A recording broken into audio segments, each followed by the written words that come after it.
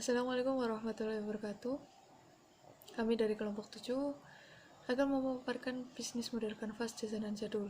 Sebelum itu, saya akan memperkenalkan anggota kelompok kami. Yang pertama yaitu ada Muhammad Ihsan Ramadan, Aulia Nadiratul Ilmi, Miftahul Jannah, Fatimatul, dan Resti Septiani. Sebelum berlanjut ke tahap berikutnya, saya akan menjelaskan apa itu jajanan jadul. Jajanan jadul ini tercipta karena produsen ingin mengangkat kembali jajanan-jajanan pada zaman dahulu. Sesuai dengan namanya, bisnis ini menjual berbagai macam makanan ringan pada zaman dahulu yang sekarang sudah jarang ditemui. Makanan ini sangat digemari oleh semua kalangan, khususnya pada kalangan remaja. Nah, dalam jajanan jadul terdapat berbagai macam makanan ringan, salah satunya itu lumpring atau lumpia kering. Nah, lumpia kering ini merupakan makanan atau penjajanan yang best seller dalam jajanan jadul. Terima kasih. Pemaparan selanjutnya akan dilanjutkan oleh anggota kelompok yang lain. Baik, saya Muhammad Ihsan Ramadan dengan NIM 430401900033 akan melanjutkan presentasi bisnis model kanvas kelompok kami, yaitu tentang jajanan sejadul. Yang saya akan jelaskan yaitu tentang value proposition.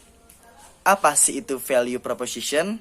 Value proposition yaitu nilai produk. Nilai produk adalah terkait dengan jasa atau produk apa yang akan ditawarkan. Keunggulan produk atau jasa yang akan diberikan serta yang ditawarkan kepada calon konsumen. Pada intinya, value proposition yaitu keunggulan produk yang akan kita jual.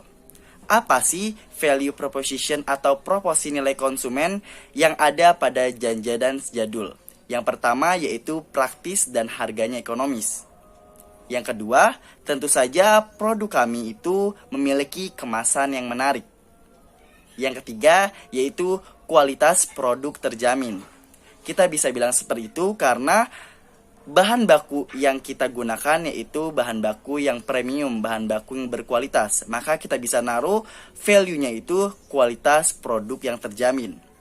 Value yang terakhir yaitu berbagai varian rasa. Ketika konsumen mencoba produk kita, tidak akan pernah bosan karena kita berbagai varian rasa. Baik, penjelasan selanjutnya mengenai customer segment atau segmentasi konsumen. Sebenarnya penting atau tidak sih segmentasi konsumen dalam berbisnis?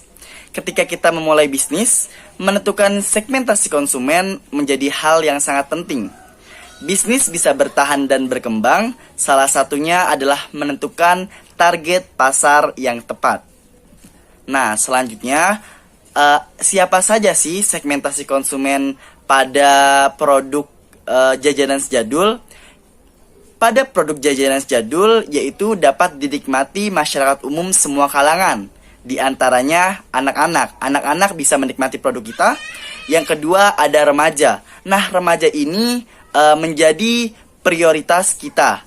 Selanjutnya yang terakhir orang dewasa. Orang dewasa juga bisa menikmati makanan atau cemilan jajanan sejadul kita. Jadi bisa dibilang masyarakat umum semua kalangan bisa ikut menikmati produk jajanan sejadul kita.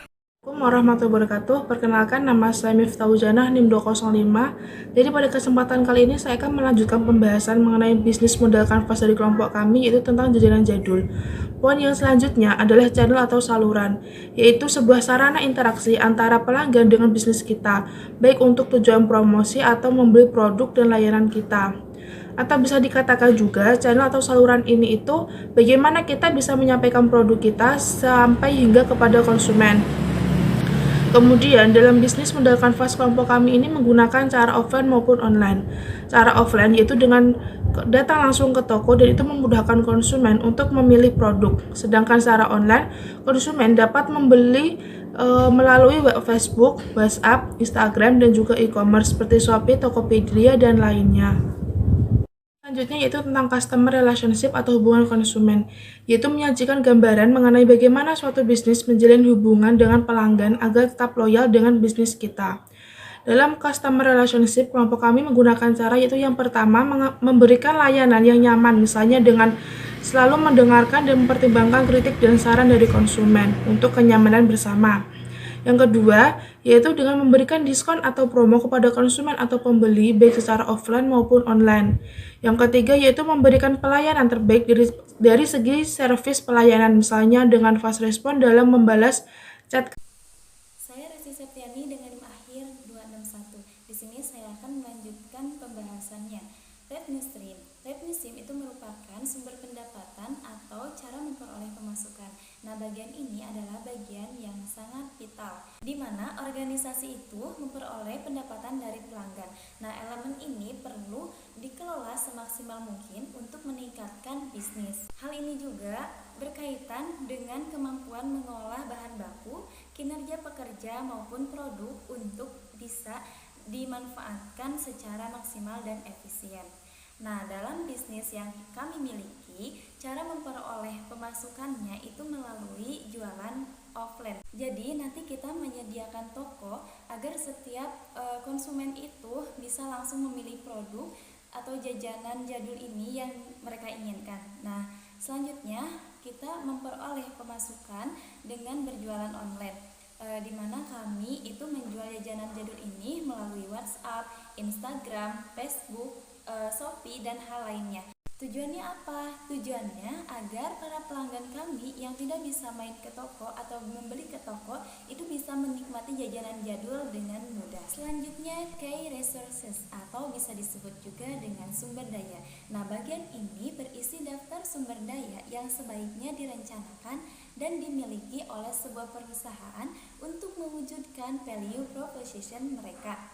Semua jenis sumber daya, mulai dari kebutuhan sumber daya manusia atau SDM, pengolahan bahan baku atau mulai dari purchasing atau pembelian dan stok barang, serta penataan proses operasional usaha. Jadi, sumber daya yang akan dimiliki dan direncanakan oleh perusahaan kami diantaranya yaitu yang pertama modal. Kenapa harus modal? Karena untuk memulai sebuah bisnis kita perlu membutuhkan modal. Hal ini merupakan aset yang sangat penting dan kita juga harus tahu berapa modal yang kita butuhkan. Yang kedua yaitu bahan baku. Nah, di jajanan jadul ini kita memerlukan atau membutuhkan bahan pokok seperti lumpia, makaroni, dan hal lainnya, atau bumbu-bumbu yang memang sekarang lagi ngetren seperti pedas, manis, asin, gurih gitu. Yang ketiga, peralatan atau alat produksi. Kita juga harus mempunyai peralatan atau alat produksi karena untuk mengemas produk dan membuat merek, karena sebagian konsumen itu percaya akan merek. Nah, yang keempat yaitu bangunan. Ketika kita mulai bisnis, pastinya kita membutuhkan tempat yang nyaman agar bisnis kita itu berjalan dengan lancar.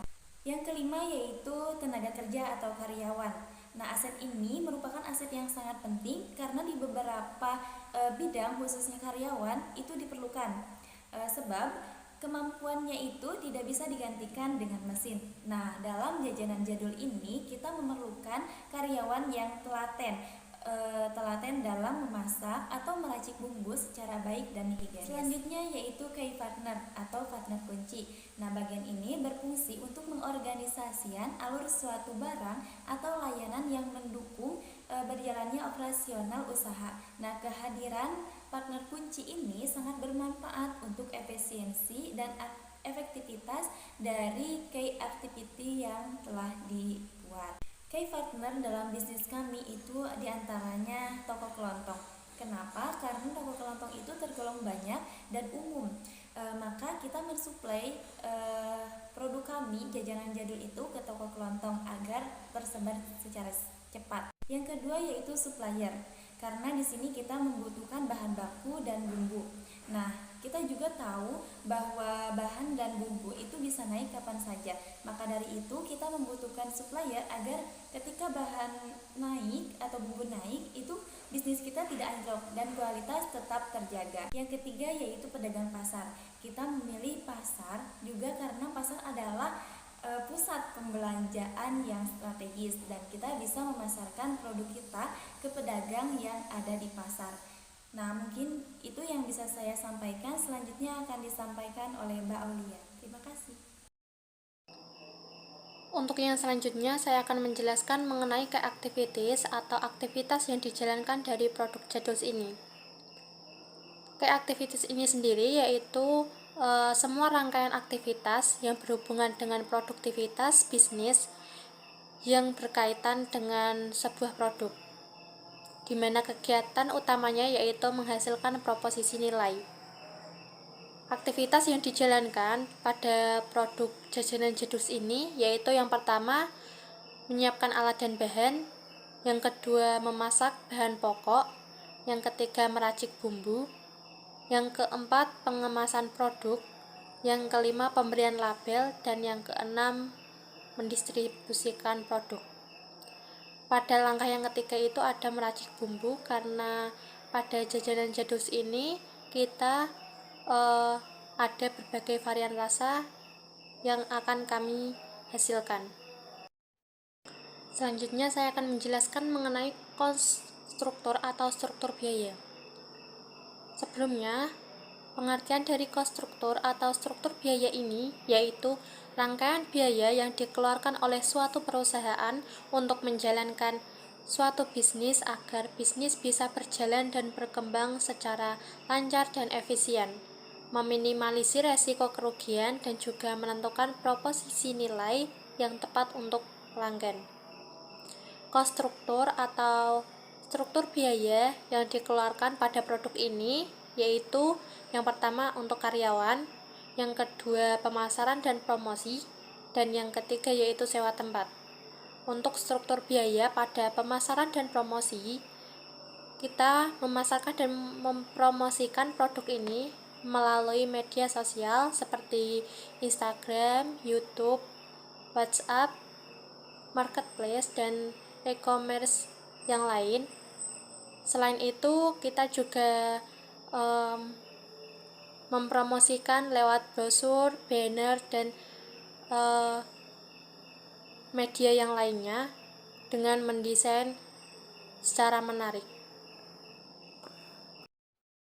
Sekian yang dapat kami sampaikan pada presentasi kali ini mengenai jajanan Jaduls. Terima kasih. Kurang dan lebihnya kami mohon maaf. Wassalamualaikum warahmatullahi wabarakatuh.